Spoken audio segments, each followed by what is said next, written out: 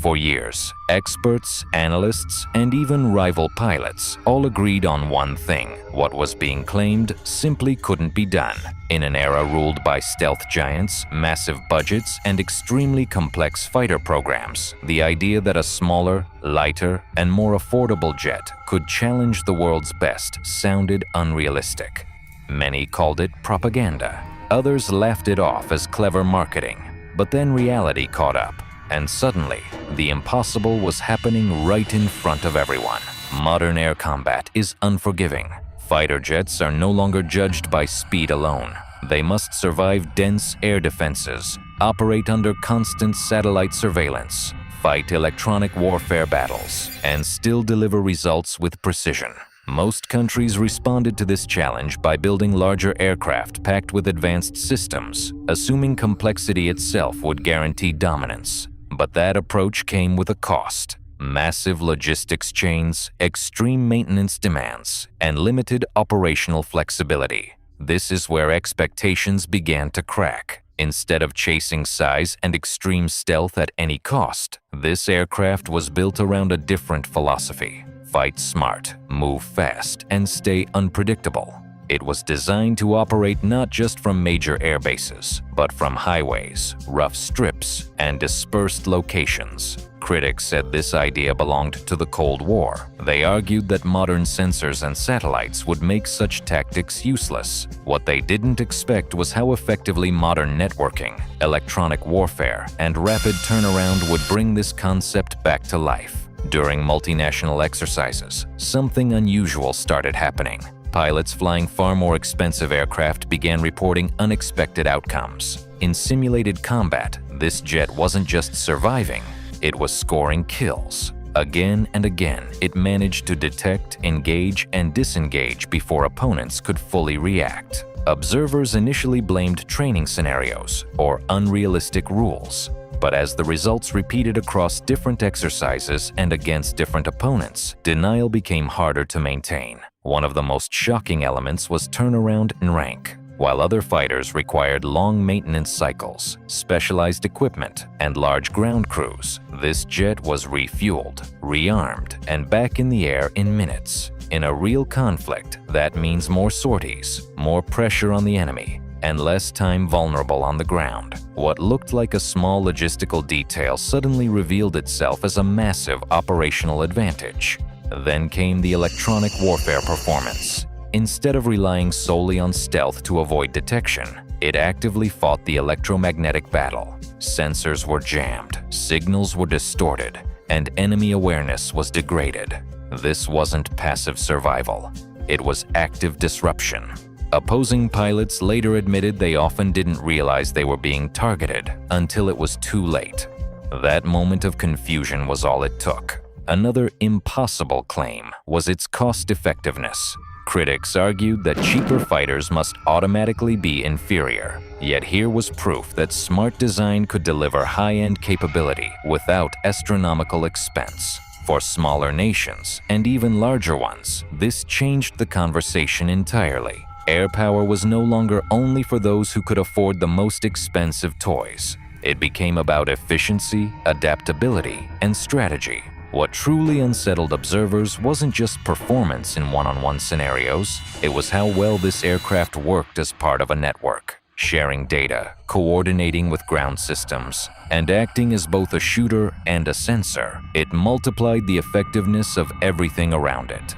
This meant that even against technologically advanced opponents, it could level the playing field in ways few expected. By the time officials and analysts started speaking openly, the narrative had already shifted. The laughter stopped. The dismissive comments faded. Quietly, questions replaced certainty. How did something so underestimated achieve results that so many believed were impossible? And more importantly, what else might the world be getting wrong about modern air combat? In the end, the real shock wasn't that the impossible was done. It was that the signs had been there all along. While everyone was focused on size, cost, and prestige, a different approach was being perfected. And when the moment came, it didn't need to announce itself loudly. It simply performed, leaving the rest of the world scrambling to catch up.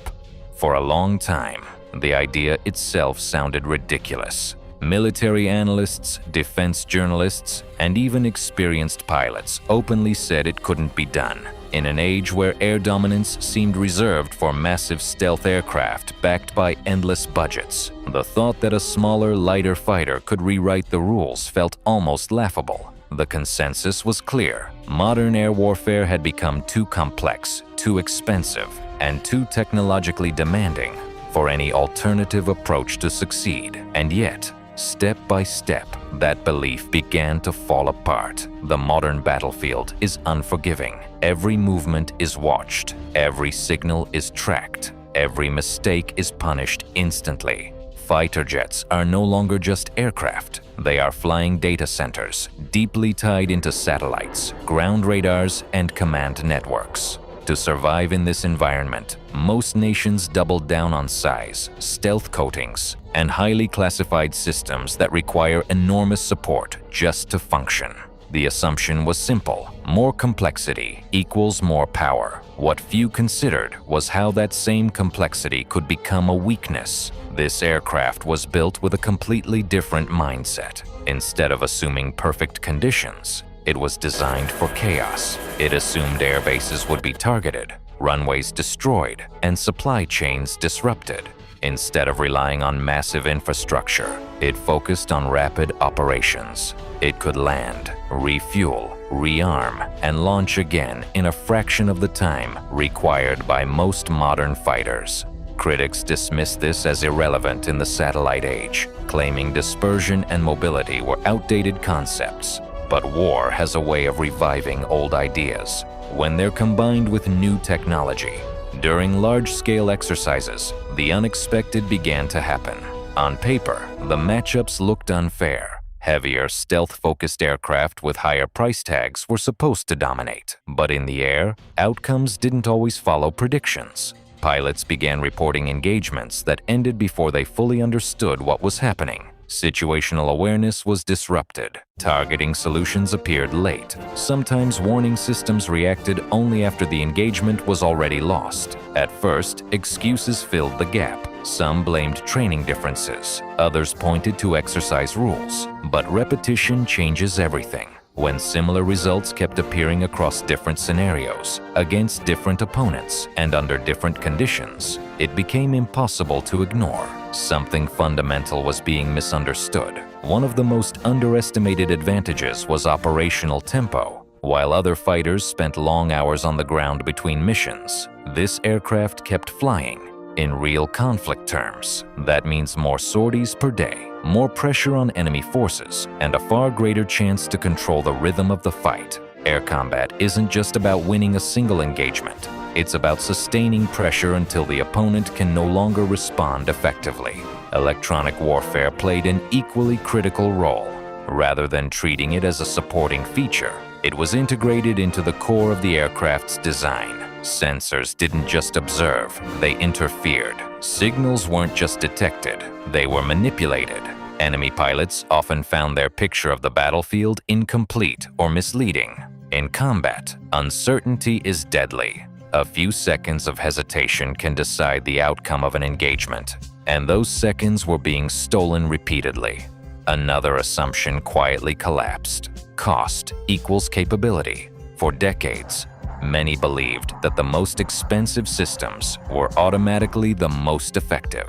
But real-world performance began telling a different story. Here was an aircraft that delivered high-end results without crushing budgets. That didn't just matter tactically, it mattered strategically. Nations that once believed advanced air power was beyond their reach started rethinking their options. The balance of air power suddenly looked less rigid than before. Networking became the force multiplier no one fully anticipated. This aircraft wasn't designed to fight alone. It thrived as part of a connected ecosystem, sharing data with ground units, other aircraft, and command centers in real time. It could act as a sensor, a shooter, or both, depending on what the situation demanded. That flexibility meant opponents were never quite sure what role it was playing at any given moment, and that uncertainty created hesitation. What truly unsettled observers was how calmly all of this unfolded. There was no dramatic announcement, No loud declaration of victory. Results spoke quietly but consistently. Analysts who once dismissed the concept began using different language. Interesting replaced impossible. Situational advantage replaced outmatched. Behind closed doors, questions grew more serious. If this approach worked here, where else might it work?